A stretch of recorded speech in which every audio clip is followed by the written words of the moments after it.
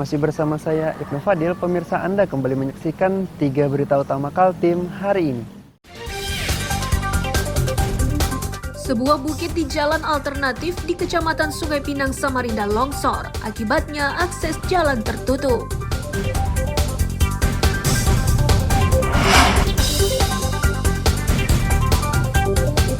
Sepekan jelang perayaan Natal dan libur tahun baru, kepadatan penumpang di Pelabuhan Samarinda masih terpantau normal.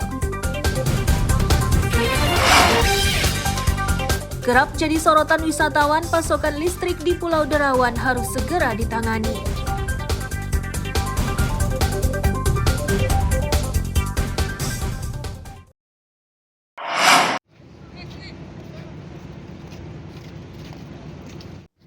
Sepekan jelang Natal 2024 dan Tahun Baru 2025, arus mudik dengan jasa angkutan kapal dari Pelabuhan Samarinda terpantau normal. Sejumlah pemudik berdatangan ke pelabuhan sejak pagi. Sebagian pemudik menyatakan tujuan kepulangan untuk liburan akhir tahun bersama keluarga di Sulawesi. Pemudik menambahkan pelayanan di pelabuhan jauh lebih baik saat ini dan harga tiket kapal dianggap tetap normal.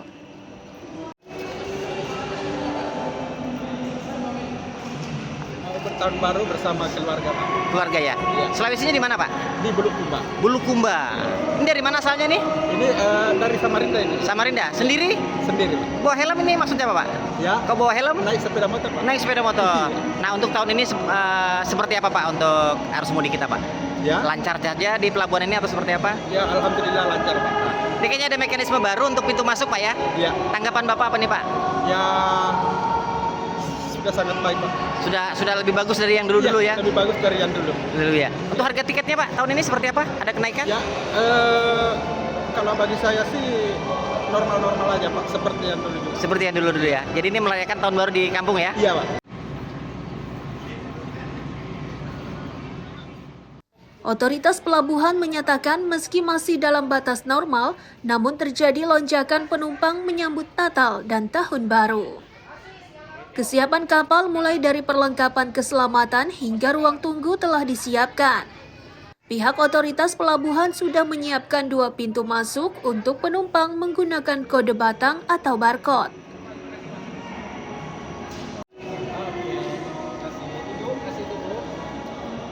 Sudah kita berlakukan sebelum untuk mengantisipasi pelayanan Natal dan Tahun Baru. Memang kita sudah ada namanya standarisasi untuk pelayanan, Pak, secara digitalisasi. Oh gitu ya? Jadi itu penumpang itu wajib men-scan barcode yang diterima di pada tiketnya untuk bisa membuka akses masuk ke terminal penumpang selanjutnya ke kapal, Pak, seperti itu. Untuk lonjakan penumpang sebenarnya masih batas normal saja, Pak. Batas normal, Pak ya? Arus mudik Natal melalui Pelabuhan Samarinda ini diprediksi akan mengalami peningkatan pada 22 hingga 24 Desember dan terus berlangsung hingga jelang pergantian tahun. Iswanto melaporkan dari Samarinda.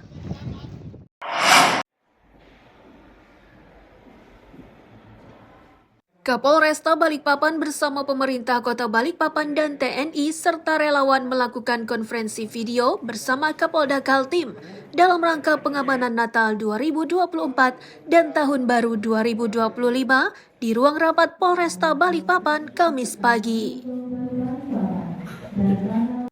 Kapolresta Balikpapan mengatakan sebanyak 14 pos pengamanan dan 3 pos PAM terpadu telah disiapkan. Polresta Balikpapan berharap relawan atau petugas di tiap pos pengamanan bisa tercukupi.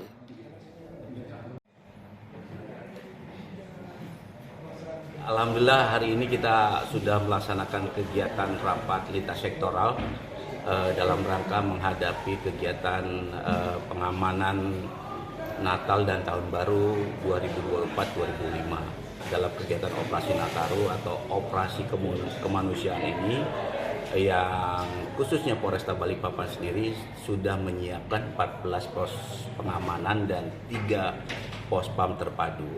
Di tiap pos harapan kami adalah adanya pelibatan dari teman-teman relawan.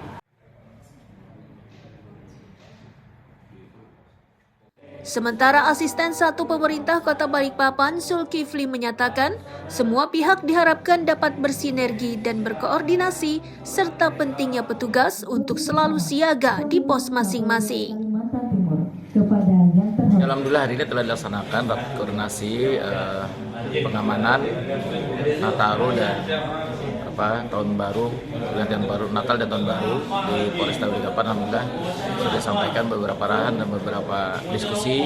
Mudah-mudahan nanti semuanya bisa berjalan dengan lancar, masyarakat bisa menjalankan ibadah maupun liburannya selama Natal dan tahun baru 2024 dan 2025 pergantian tahun. Kita saling sinergi dan saling koordinasi maupun saling mengingatkan itu aja. Dan selalu siaga di pos masing-masing. Semua pihak yang hadir dalam rakorda tersebut mengharapkan masyarakat yang merayakan hari Natal dan liburan akhir tahun dapat berjalan aman dan lancar. Amir Hamzah dan Ruslan melaporkan dari Balikpapan.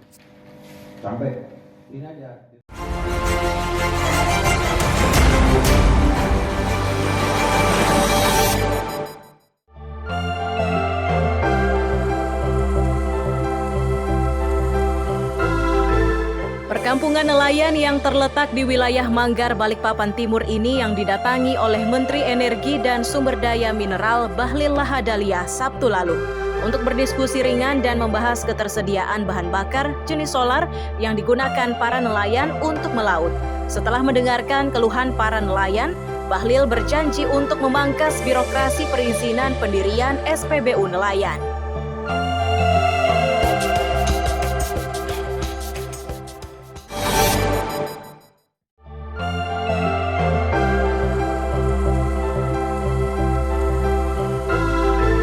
Kilang Pertamina Balikpapan menjadi salah satu tujuan Menteri Energi dan Sumber Daya Mineral Bahlil Lahadalia dalam kunjungan kerjanya di Kalimantan Timur Sabtu lalu. Ia menyebut peninjauannya kali ini adalah untuk mengecek perbaikan kilang yang pernah terbakar beberapa waktu lalu dan pengerjaannya sudah mencapai 90%.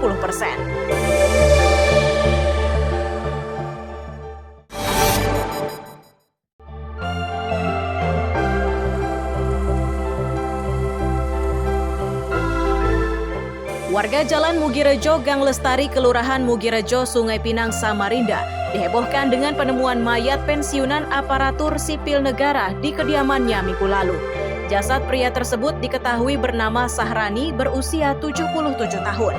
Usai dievakuasi, jasad Sahrani dibawa ke RSUD Abdul Wahab Syahrani untuk divisum. Polisi pun masih menyelidiki kasus kematian pria tersebut.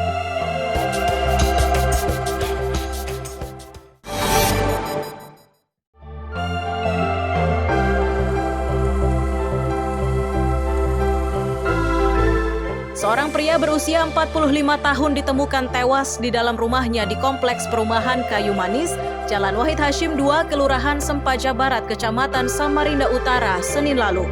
Jasad korban pertama kali dilaporkan oleh Ketua RT 7 yang curiga setelah mencium aroma tidak sedap dari dalam rumah korban.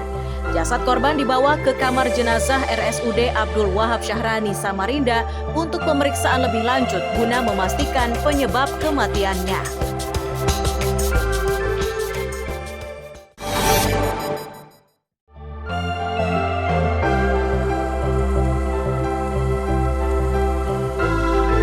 Tim gabungan dari BPBD, PLN, dan relawan melakukan pemotongan pohon yang tumbang menimpa truk pengangkut susu hingga menutup akses jalan Lubuk Sawah, RT 16 Sungai Pinang, Senin siang. Pengemudi truk mengatakan dirinya hendak menuju kandang sapi tempatnya bekerja. Belum sampai tujuan, pohon yang berdiri di lereng bukit tiba-tiba ambruk. Warga diimbau tetap waspada terutama di saat hujan disertai angin kencang.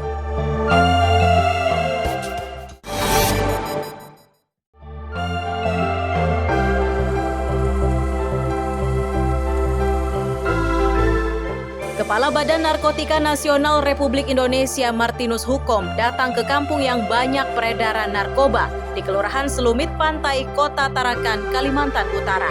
Kepala BNN RI Martinus Hukom menyatakan hal utama yang dilakukan adalah dengan membantu menyadarkan para pengguna narkoba agar tidak lagi menjadi perantara bandar penjual narkoba.